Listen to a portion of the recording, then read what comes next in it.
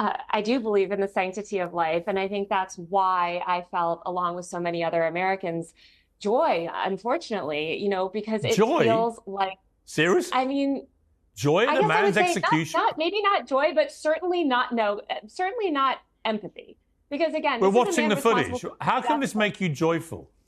This guy's a So Piers, husband, he's a like father, billions, and he's been and gunned down in the middle of Manhattan. so are Why the does that tens of make you thousands of joyful? Americans that be murdered. So are the tens of thousands of Americans, innocent Americans, who died because greedy health insurance executives like this one push a policies of denying care to the most vulnerable people. And the many millions of Americans that have watched people that I care about suffer and in some cases die because of lack of health So care. should they all be killed then? Should they all be killed, these healthcare executives? Would that make you even more joyful?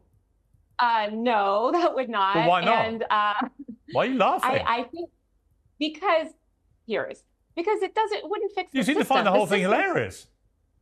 I find your question funny. A bloke's been murdered in the street. I don't find it funny at all.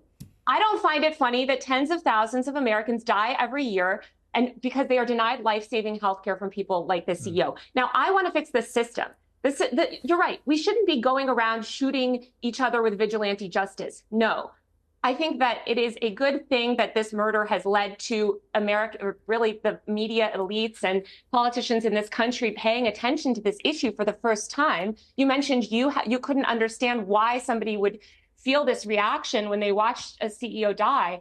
It's because you have not dealt, it sounds like, with the American healthcare system in the way that millions of other Americans have. I've dealt with the healthcare system in various ways in America. I don't think it's perfect by any means, but the idea that I would view it as something... Have you been denied life-saving treatment? The idea that I would view it as something joyful, that a man has been, who's just a healthcare executive, has been executed in the street, I find completely bizarre.